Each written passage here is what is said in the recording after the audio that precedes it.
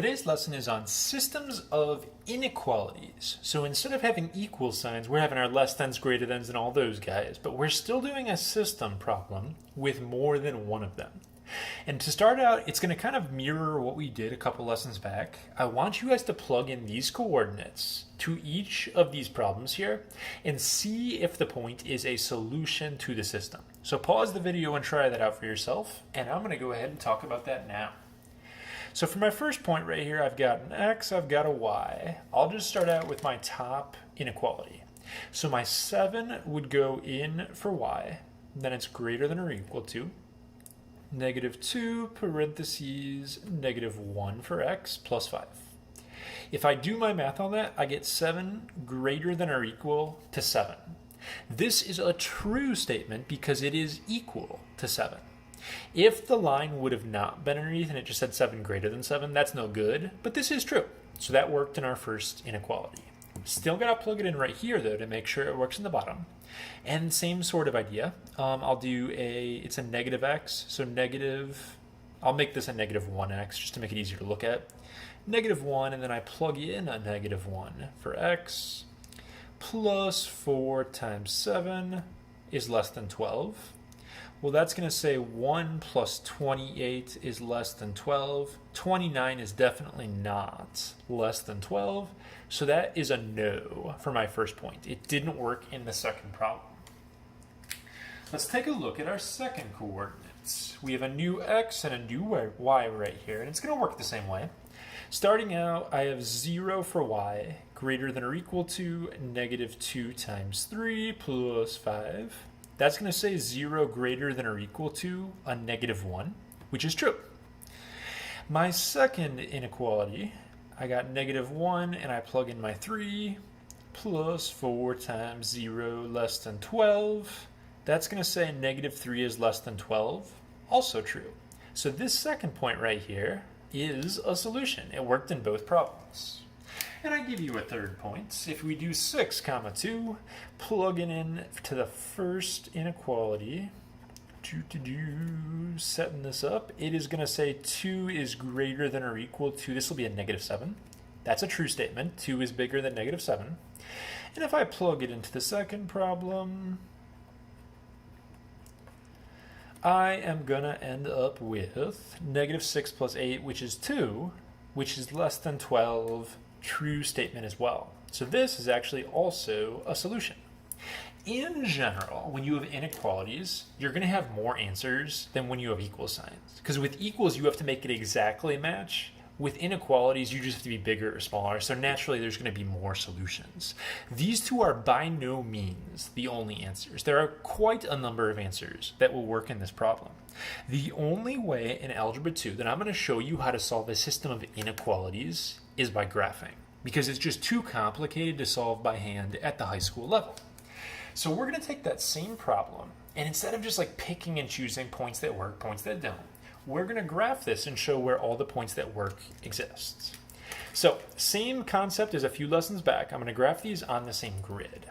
I'm going to start for this guy at a +5, and my slope is down 2 over 1. -2 is my slope. Same as before, it's a good idea to do lots of dots, although it's less important here because I don't actually care where they cross. I don't need to find the intersection. But you just do a bunch of dots, and then you draw, this would be a solid line right here. Missed some of my dots there. But I am not actually going to shade my picture yet. After you graph it, hold off on the shading.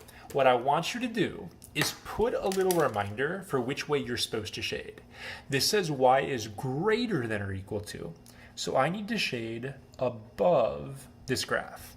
So I put a little up arrow here to remind me to shade above. So as you do them, put a little up or down arrow to remind you above or below.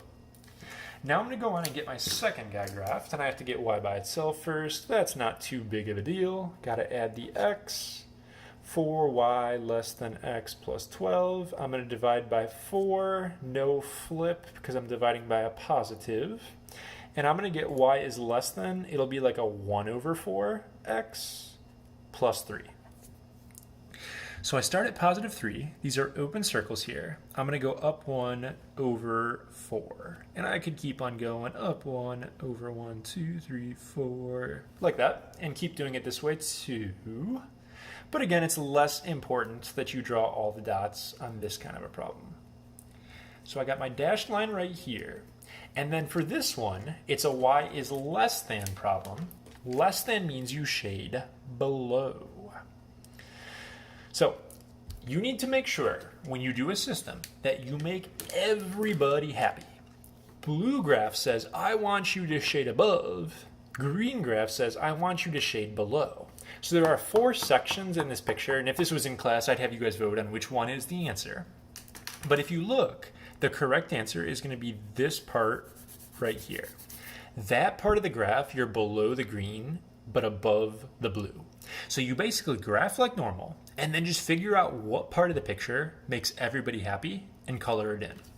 All the points in the shaded part are points that work in the problem. And if you look, 3, 0, and 6, 2 from the do now, there's 3, 0, totally in the shaded part. 6, 2, also totally in the shaded part as well. The first point, -1, 7, not in the shaded parts. So you can see the points that are going to work just by looking at where your shading is. So let's jump in with a couple examples here. This should be a relatively short video comparatively. My second problem here, it starts out with an absolute value. That's a v. It does not move left and right. It just moves down 2. So I'm going to go to -2. That is my vertex. It's a solid graph, and my slope on the v is a 1. So I'm going to go up 1 over 1 in both directions. I have myself a v that looks like this. Just like we did a few lessons back, guys, make sure your pictures are nice and big when you do these, like going through the whole grid, so you can tell where to shade easier. For that graph, I need to actually shade below the v, because it's a less than or equal to sign.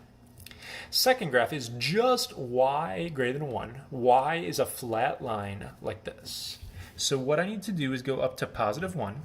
It's a dashed line, so it's going to look like this.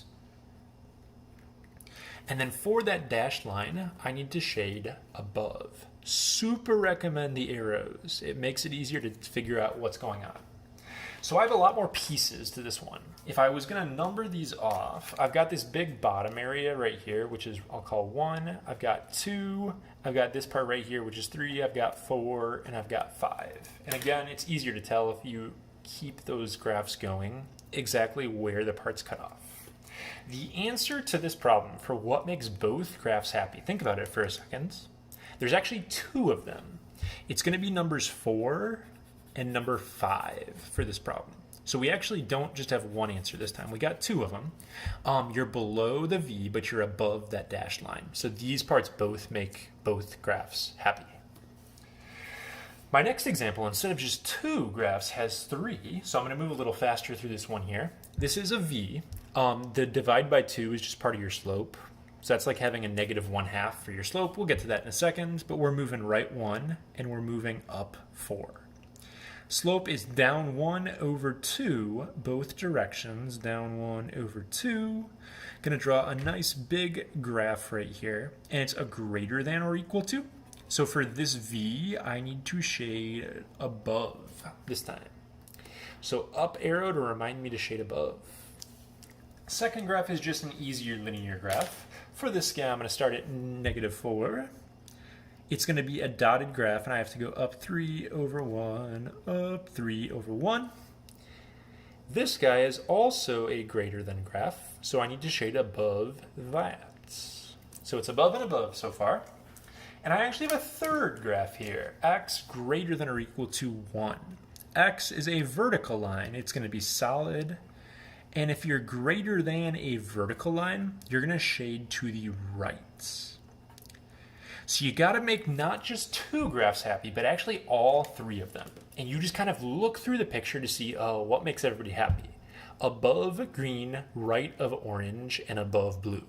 If you're ever iffy, start crossing out things you know aren't the answer. For example, I see above green, that's not above green, that's not above green, that's not above green. So you can start just crossing out the wrong answers if you get stuck. Correct answer is actually going to be this section right in there. Right of orange, up from blue, up from green. And that is the only section in this one that works.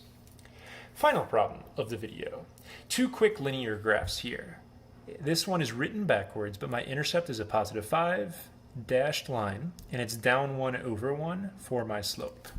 So I have a line looking like this that I need to shade below on. Second graph is just negative x plus 0. Starting at 0, this one's a solid line, down 1 over 1 again. So we have ourselves parallel lines here. This one also says I need to shade below. So think about that for a second. What makes both graphs happy? You have to be below and you have to be below. It actually ends up being all the stuff below the bottom line. My top line is kind of irrelevant in this problem. Doesn't add anything. Because if this guy is happy, this guy is naturally going to be happy as well. If I would have messed up the signs, like let's say instead it went like I saw in green, where this one is down and this one is up. If it was like this, my problem would actually have a no solution because there's nothing that would make both graphs happy. And if they pointed both in, you could have a situation where you shade the strip in the middle. So it just sort of depends on what the arrows tell you to do.